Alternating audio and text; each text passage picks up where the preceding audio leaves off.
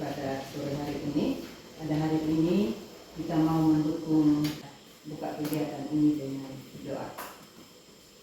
Marilah kita berdoa dalam nama Bapa dan Putra dan Roh Kudus. Tuhan Allah Bapa yang Maha Kasih dan Maha Murah, pujilah bagi diri kami sendiri dan juga perkembangan dan kemajuan kepada kami. Terpujilah Engkau Tuhan kini dan sepanjang masa. Amin. Dalam nama Bapa, Putra dan Roh Kudus. Amin.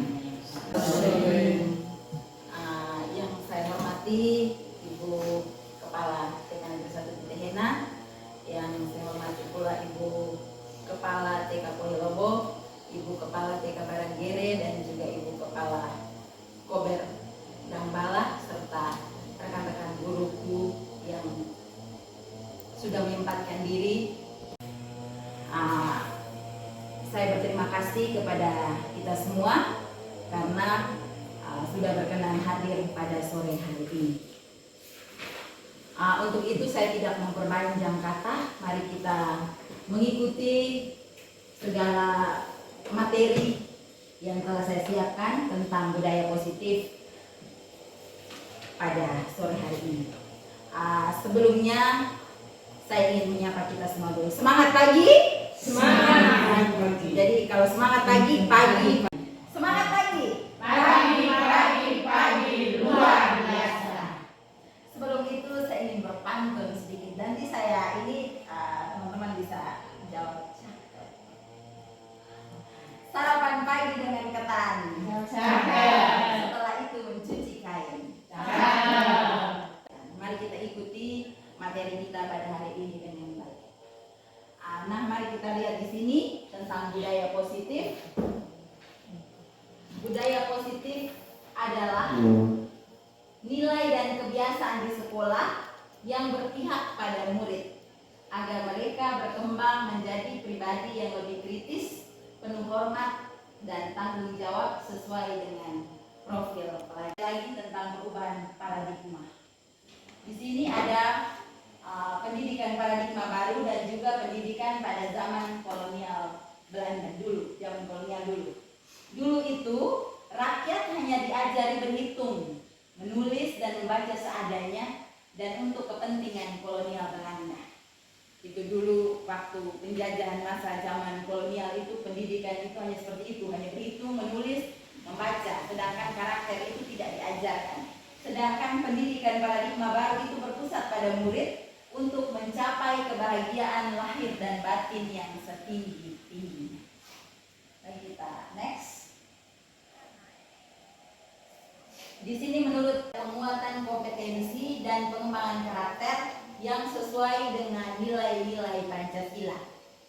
Di sini kita lihat pembelajaran paradigma baru itu memastikan praktik pembelajaran yang berpusat pada murid, yang mana setiap murid belajar sesuai dengan kebutuhan dan tahapan perkembangannya untuk mewujudkan profil pelajar Pancasila tersebut.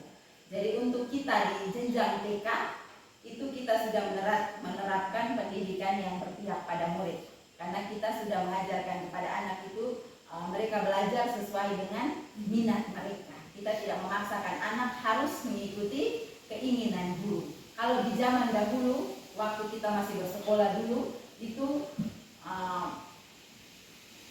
guru mendidik kita harus mengikuti keinginan mereka. Kita harus tahu seperti ini, harus tahu seperti ini. Apa yang disiapkan anak-anak harus mengikuti itu. Tetapi di zaman pembelajaran dengan menggunakan kurikulum baru, kurikulum merdeka, paradigma baru ini, kita sudah mulai menerapkan pendidikan yang berpusat pada murid sehingga bisa tertanam nilai-nilai dalam profil pelajar Pancasila itu. Tantangan kita itu ada sesuatu yang baik, yang mungkin kita terus mau tingkatkan di dalam diri kita. Di sini misalnya ada teman ingin sekali untuk mengambil sesuatu yang baik itu di dalam tangan kita. Ini pakai sebuah permainan. Tetapi kita bisa memberikan pendapat. Oke, Ibu silakan. Terima kasih atas kesempatan yang diberikan. Kalau dalam tangan kita ada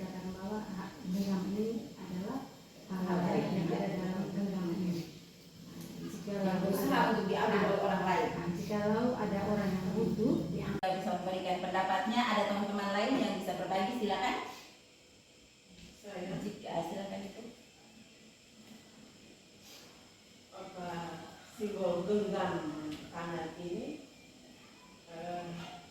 saya yakin bahwa benar ada banyak hal baik yang ada pada diri saya, dan itu saya tidak tahan kalau tidak ada dalam diri saya.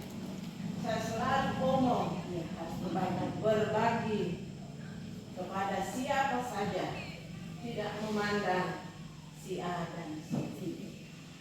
Jadi dari saya dengan tulus tidak berkeberatan untuk membagikan. Baik, terima kasih kepada Ibu yang telah berbagi tentang bagaimana hal baik yang digenggam di tangannya, yang mana tidak mau Ibu, dari diri Ibu tidak mau bahwa hal itu hanya tinggal di dalam diri Ibu. Dia harus berbagi dan menjadi berkat bagi orang lain. Teman-teman yang lain bisa sharing, silakan. Ada cukup? Baik, kita cukupkan, dilanjutkan. Ilusi guru mengontrol murid. Di sini lagi dia mengatakan bahwa ilusi bahwa semua penguatan positif, efektif dan bermanfaat. Ada lagi ilusi bahwa kritik dapat membuat orang merasa bersalah, dapat menguatkan karakter. Ilusi bahwa orang dewasa memiliki hak untuk memaksa.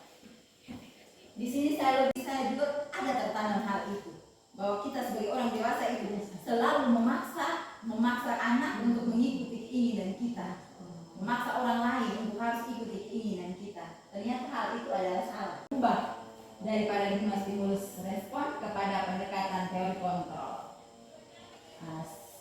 Di sini ada dua ya, stimulus respon dan teori kontrol. Bagaimana kita memilih yang mana kita akan pakai. Kalau stimulus respon berarti realitas kebutuhan kita sama. Kalau menurut teori kontrol bahwa dilihat sebagai suatu kesalahan. Sedangkan menurut teori kontrol semua perilaku memiliki tujuan. Orang bisa mengontrol saya menurut stimulus respon, tetapi menurut teori kontrol hanya Anda yang bisa mengontrol. Kita mengontrol orang lain. Itu menurut stimulus respon. Kalau teori kontrol bahwa Anda tidak bisa mengontrol orang lain. Menurut stimulus respon, pemaksaan ada pada saat rujukan gagal. Tapi menurut teori kontrol, kolaborasi dan konsekuensi menciptakan pilihan-pilihan baru. Sekarang menurut teori stimulus respon, model berpikir menang dan kalah. Sedangkan teori kontrol, model berpikir itu menang dan menang. Tidak ada menang dan kalah. Next. Sekarang kita berbicara tentang disiplin positif. Disiplin positif adalah pendekatan disiplin yang mengajarkan tanggung jawab. Kita mengajarkan tanggung jawab kepada anak dan mengembangkan kesadaran dalam diri anak untuk berdasarkan nilai-nilai kebajikan. Disiplin positif itu lebih berfokus kepada disiplin internal yang memungkinkan siswa mengontrol tindakan mereka sendiri. Di sini misalnya kita nanti sebentar lagi akan berbicara tentang kesepakatan kelas. Di sini setelah ini ada kesepakatan kelas, yang mana kesepakatan itu dibuat antara guru dan murid. Kesepakatan berbeda dengan peraturan. Nah, di sini nilai-nilai kebajikan. Nilai-nilai kebajikan itu nilai-nilai profil pelajar Pancasila. Yang pertama itu beriman dan bertakwa kepada Tuhan Yang Maha Esa dan berakhlak mulia, berkebinekaan global, mandiri, bernalar kritis, gotong royong, mandiri. Itu nilai-nilai profil pelajar Pancasila, nilai-nilai kebajikan. Motivasi perilaku manusia. Ada 3 motivasi perilaku manusia, yaitu untuk menghindari ketidaknyamanan atau hukuman. Yang kedua, untuk mendapatkan imbalan atau penghargaan dari orang lain. Yang ketiga, untuk menjadi orang yang mereka inginkan dan menghargai diri sendiri dengan nilai-nilai yang kita percaya. Di sini hukuman sesuatu yang menyakitkan harus terjadi. Itu seperti kita biasa buat juga.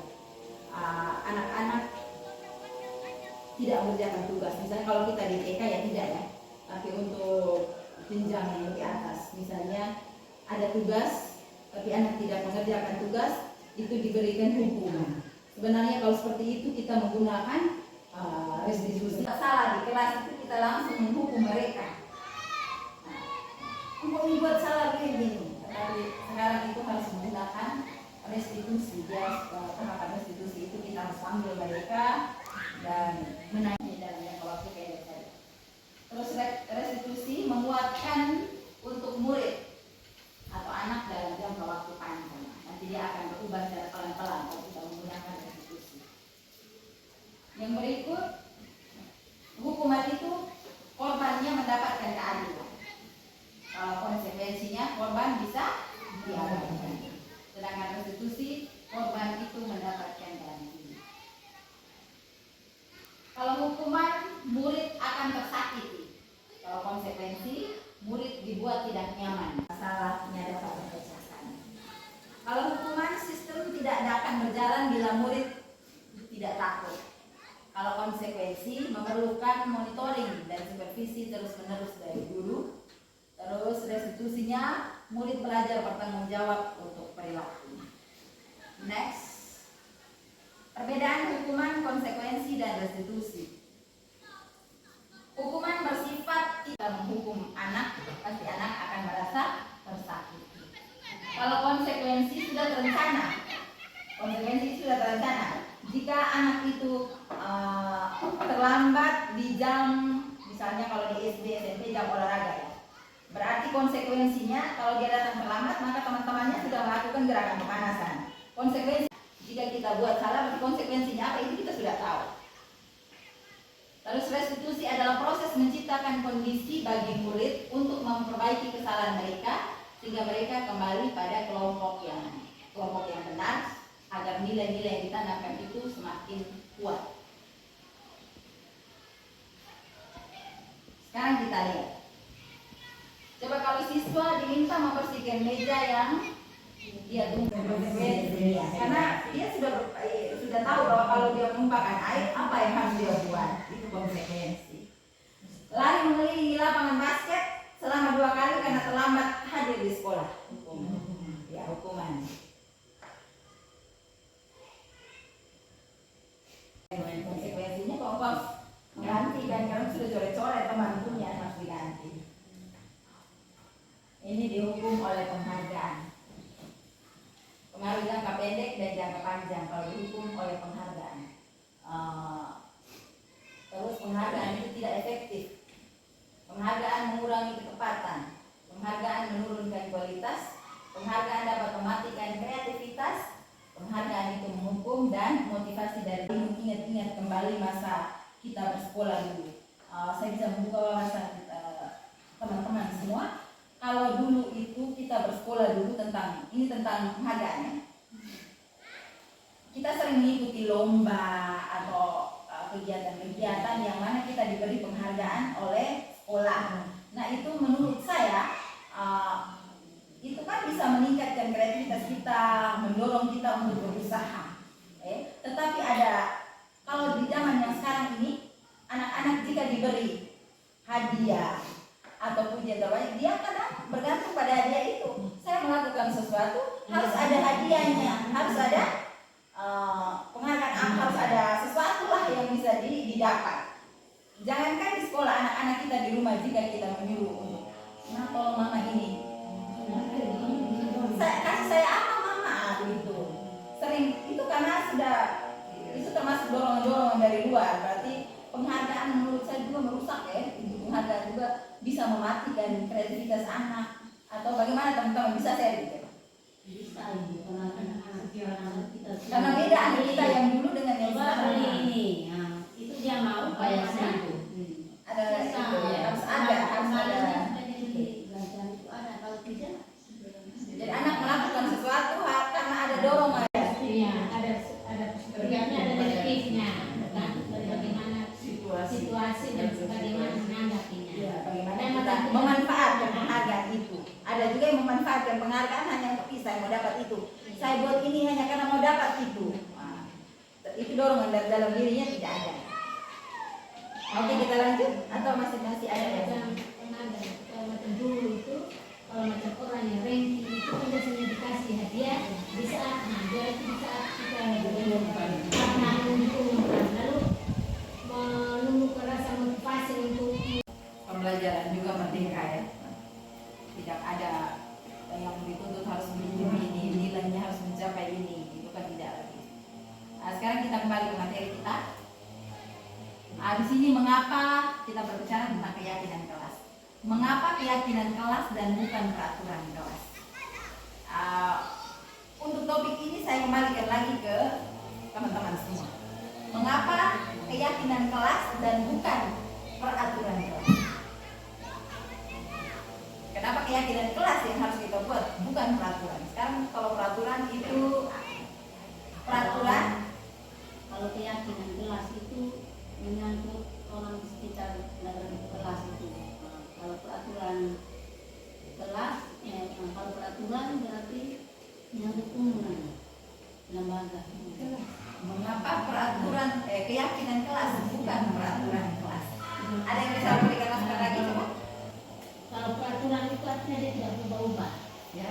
Kalau keyakinan kelas itu dia berubah sesuai dengan apa yang sesuai situasi dan sesuai dengan apa yang dialami. Sementara kalau peraturan itu kan tetap ada. Peraturan tetap ada, sementara keyakinan itu dibuat Sesuai dengan situasi dan kondisi yang dibayangkan. dan disepakati bersama-sama. Tidak. Dan Terima kasih Ibu Sela. Ada yang bisa menambahkan? Pas. peraturan itu sudah pakai. Peraturan sudah ada. Keyakinan kelas itu apa? Sesaat itu yang Kita kita sesuai ubah, dengan kita bisa ubah. Keyakinan kelas tentang bagaimana prosedur pembuatan keyakinan kelas. Yang pertama, kita mempersilahkan murid di sekolah atau di kelas untuk bercurah pendapat tentang peraturan yang perlu disepakati di kelas atau di sekolah. Yang kedua, mencatat semua masukan para murid atau warga sekolah. Misalnya di papan tulisan dari anak ya, karena anak belum bisa menulis. Kalau di TK sini kita guru menanyakan, kira-kira anak-anak keyakinan kita punya kesepakatan hari ini seperti apa? Nah, spontan dari anak. Tidak mengganggu teman, membuang sampah pada tempatnya, itu spontan dari anak dan guru pasti akan menulis. Kalau untuk kelas-kelas yang tinggi mereka menulisnya di post-it atau sticky note, langsung memberikan kepada gurunya sehingga guru bisa mencatatnya. Terus gantilah kalimat-kalimat yang dalam buanglah sampah di tempat. Pakai kalimat-kalimat positif. Jadi yang negatif itu diganti. Kita pakai kalau membuat keyakinan kelas itu pakai kalimat positif. Jangan mengganggu teman saat bermain, itu tidak bisa. Harus kita pakai tidak boleh juga tidak bisa. Selalu buat, maka semua warga kelas dipersilakan meninjau ulang dan menyetujuinya dengan menandatangani keyakinan kelas. Kalau untuk kita TK ya kita tidak menandatangani. Kalau kita sudah sepakati bersama, kita sudah setuju. Yang berikut, keyakinan sekolah atau kelas selanjutnya bisa dilekatkan di dinding. Yaitu yang pertama sebagai penghukum, yang berikut sebagai teman, yang ketiga manajer itu yang terakhir. Yang ketiga pembuat merasa bersalah, yang keempat pemantau, dan yang kelima ada manajer. Kita diharapkan untuk bisa menjalankan posisi kontrol kita sebagai manajer. Selama ini kita lebih menggunakan posisi kontrol kita guru itu sebagai penghukum. Kadang juga kita menggunakan posisi kontrol sebagai teman, kadang kita merangkul mereka. Terus itu sering membuat gitu juga. Kita sering bilang anak gini, kamu tidak kasihan ibu kah? Ibu ini sudah ajar kamu setengah mati baru tidak pernah ikut ibu. Itu membuat merasa bersalah. Itu kita membuat anak merasa bersalah dalam diri mereka.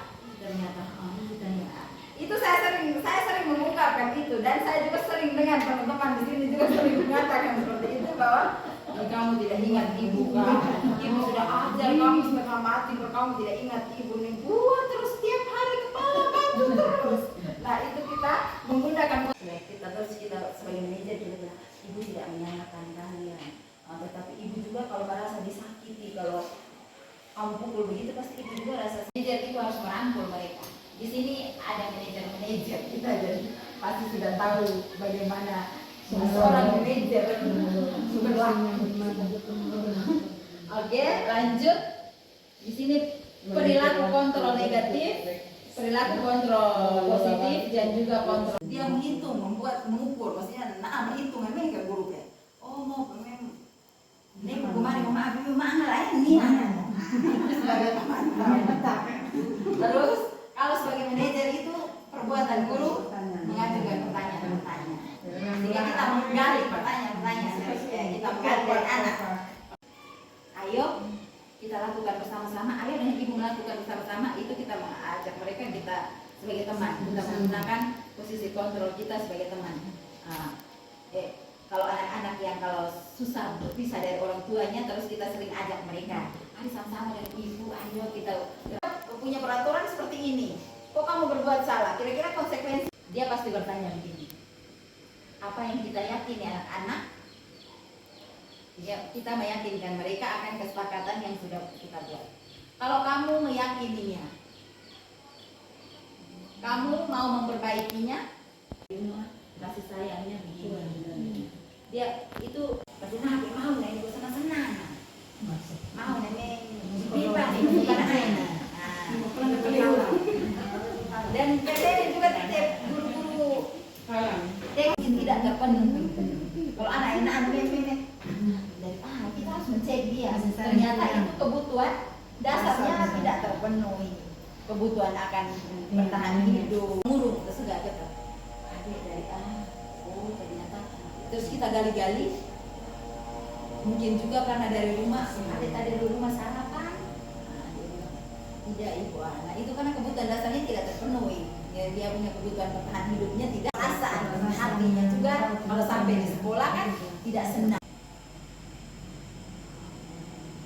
Nah di sini kebutuhan dasar manusia yang tadi di atas diuraikan di sini. Kebutuhan aku senang main kejar-kejaran dengan ibu guru, seru. Itu karena dia punya kebutuhan kasih sayangnya, kasih sayang juga ini. Terus aku hebat kan, bisa bikin ibu guru kejar aku, kesenangan ya, senang. Terus aku bosan belajar mewarnai terus di dalam kelas. Di sini tentang dunia yang berkualitas. Bisa menuliskan di dalam kertas ini siapakah orang-orang yang paling penting dalam hidup Anda. Bisa juga kita punya anak. Atau siapa-siapa saja orang penting di dalam hidup kita itu siapa. Terus nilai-nilai kebajikan apa yang terpenting dalam hidup Anda. Karakter atau sifat apa yang paling Anda inginkan ada pada diri Anda. Apa pencapaian Anda. Tulis singkat-singkat saja tidak apa. Oh, singkat saja.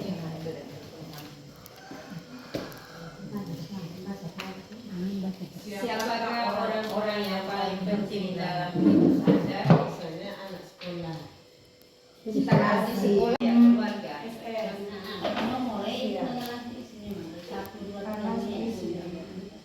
Suruhan lewati.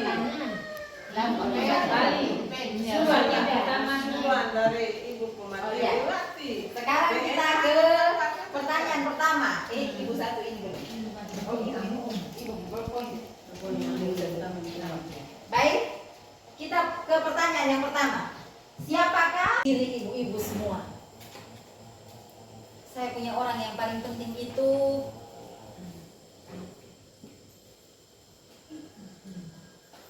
saya punya anak. Atau saya punya orang yang paling penting itu saya punya murid di sekolah. Atau yang masih muda, saya punya orang yang paling penting itu saya punya pacar. Boleh, tulisan.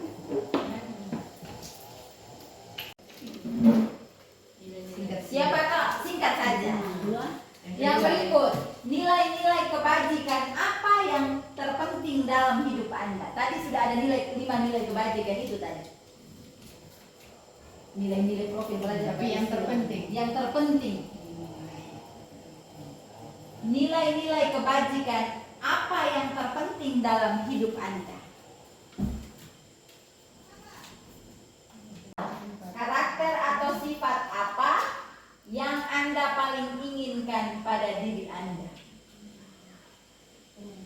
karakter dalam diri kita yang paling kita inginkan itu apa?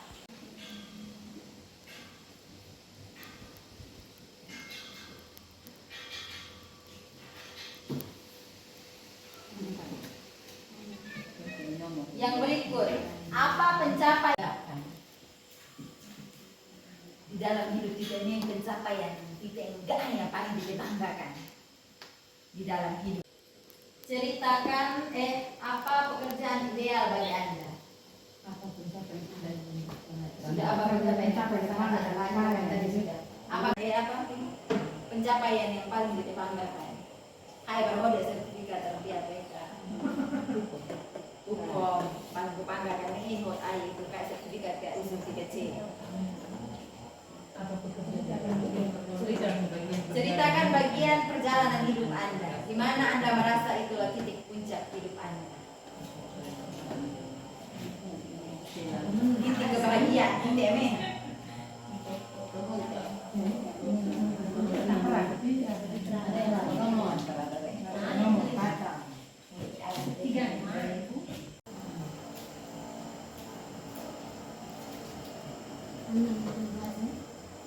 Apa yang sudah ceritakan perjalanan hidup, di Di mana Anda merasa itulah titik puncak hidup Anda,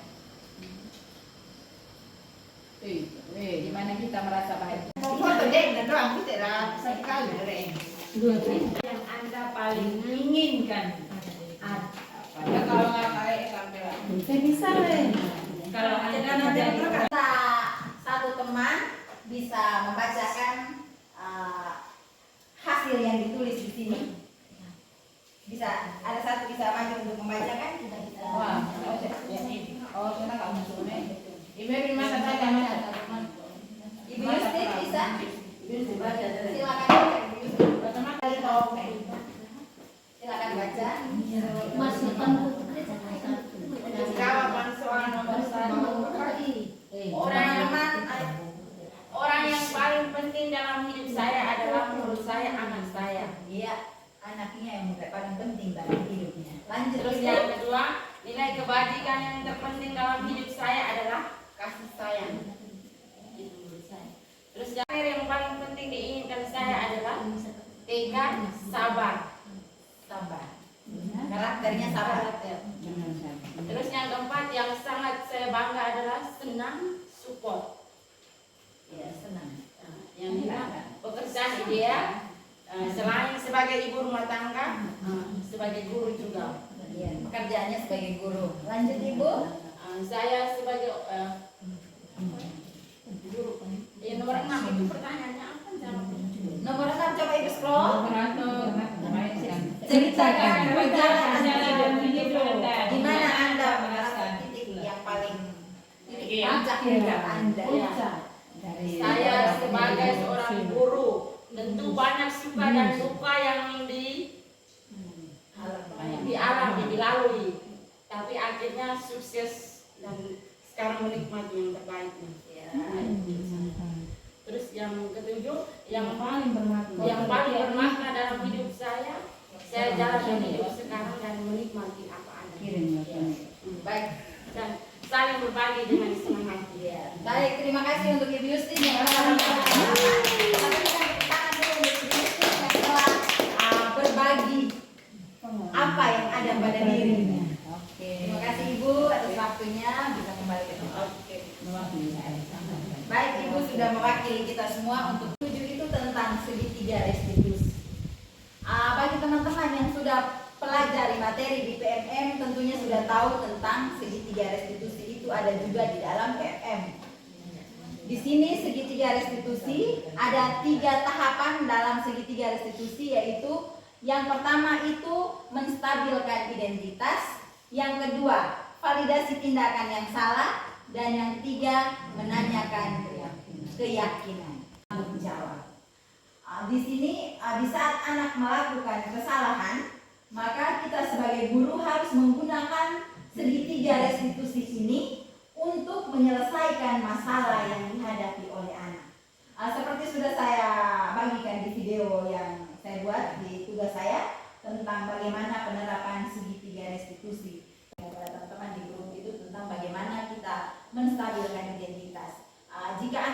melakukan kesalahan, terus guru tidak langsung memukul atau mencap bahwa itu adalah salah, tetapi kita harus panggil dia, terus tanya, kamu tahu kenapa ibu panggil kamu?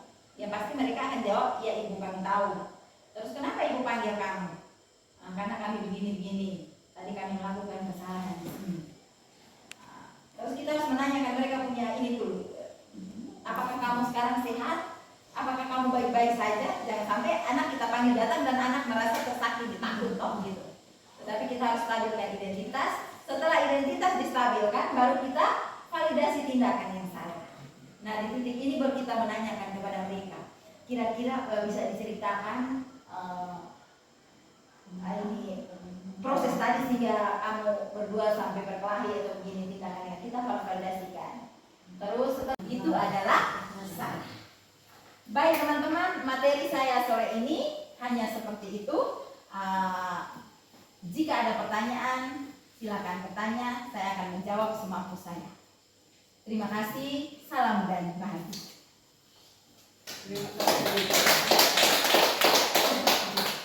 Bagaimana teman-teman tentang materi hari ini? Saya akan membagikan kertas ini untuk kita bisa refleksi.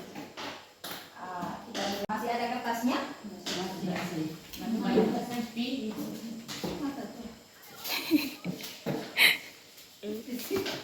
Materi hari ini. Bagaimana perasaan teman-teman? Bagaimana perasaan ibu guru hebat semuanya setelah mendengarkan materi dari saya hari ini tentang budaya positif?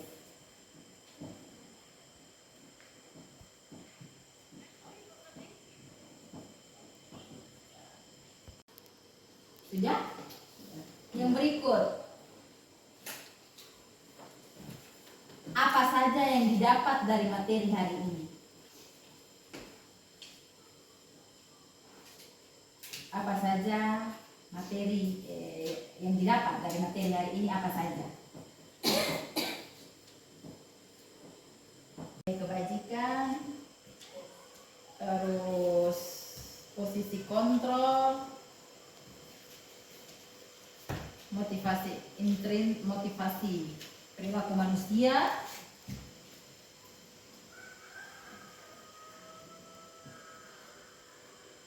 tindak lanjut.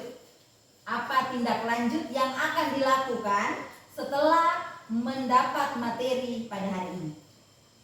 Apa tindak lanjut yang akan dilakukan oleh ibu-ibu semua setelah mendapatkan materi hari ini?